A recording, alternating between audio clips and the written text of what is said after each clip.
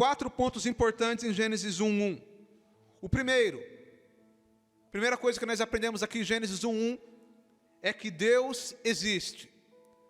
Então aqui já é combatido o ateísmo, ou seja, a crença da pessoa que acredita que não existe Deus. Está dizendo aqui, no princípio criou Deus os céus e a terra. Perceba que Moisés aqui, ele não tentou explicar ou provar a existência de Deus. Ele já começa com uma afirmativa.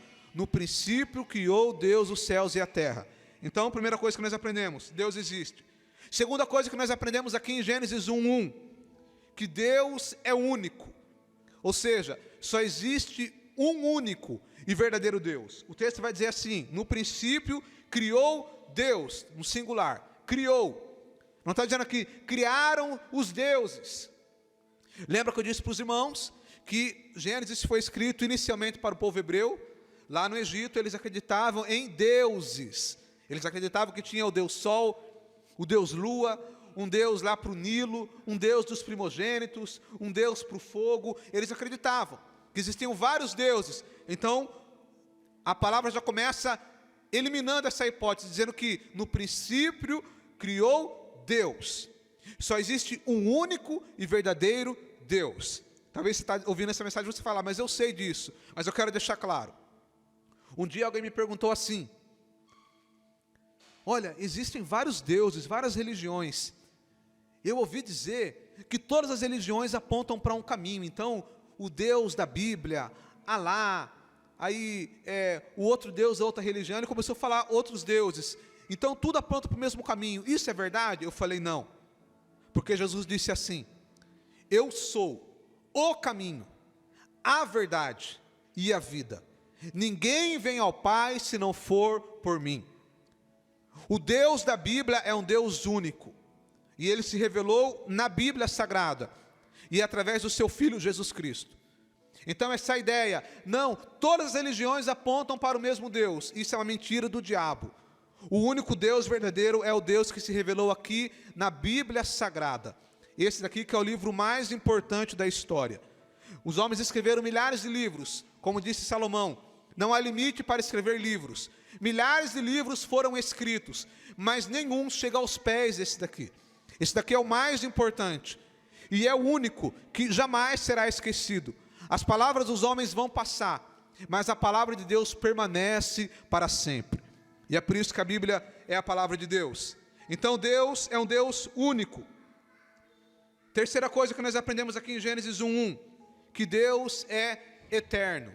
Preste muita atenção. A primeira palavra aí é no princípio. Isso daqui é tremendo, irmãos.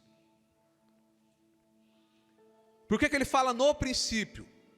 No princípio do quê? No princípio do tempo. Deus não está preso ao tempo. Deus é eterno. Então, antes do tempo existir, Deus já existia. Eu vou tentar te explicar.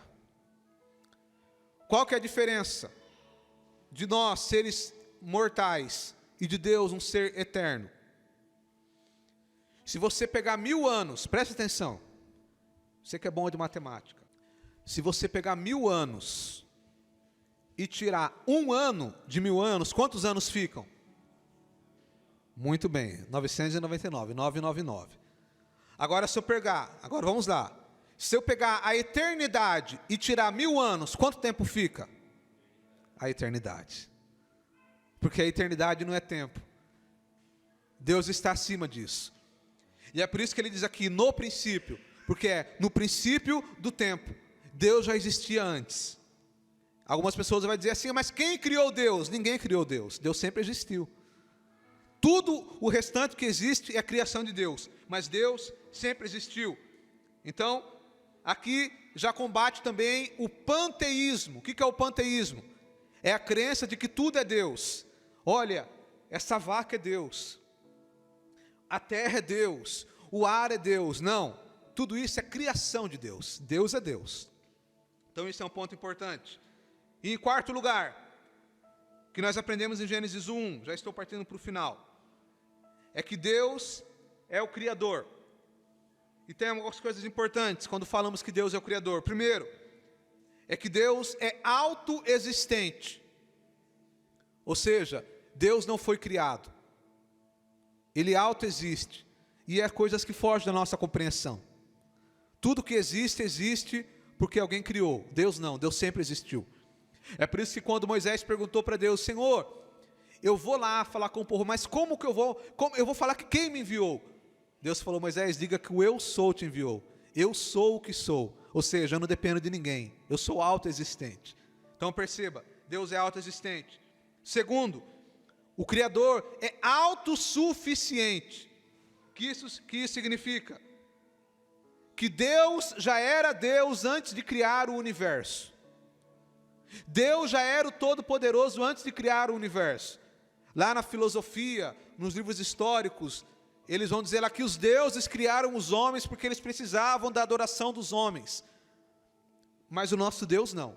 Nosso Deus não precisa da adoração de ninguém. Ele não precisa de nada. Ele é autossuficiente. Ele criou tudo o que criou porque Ele é bom, porque Ele é generoso, pela sua bondade, mas Ele não precisa de nada. E aí uma coisa importante, é que Deus criou tudo o que existe a partir do nada. Eu quero te convidar a abrir lá em Hebreus de novo, Hebreus capítulo 11. Hebreus 11, versículo 3, diz assim: pela fé, entendemos que os mundos, pela palavra de Deus, foram criados, de maneira que aquilo que se vê não foi feito do que é aparente. Irmão, sabe o que isso significa? É que Deus, Ele criou tudo que existe a partir de nada. Eu vou te explicar isso daqui. Eu falei do exemplo do bolo de chocolate. Você pode fazer um bolo de chocolate, mas você não cria o bolo de chocolate do nada, você precisa dos ingredientes.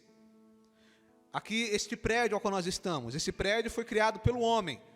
Mas o homem só criou esse prédio porque ele tinha elementos. Ele foi lá, pegou o tijolo, pegou o ferro, pegou a água. Ele criou a partir de alguma coisa. Então o homem, quando ele vai criar alguma coisa, ele cria a partir de algo. Agora Deus não. Deus, Ele criou tudo que existe a partir do nada.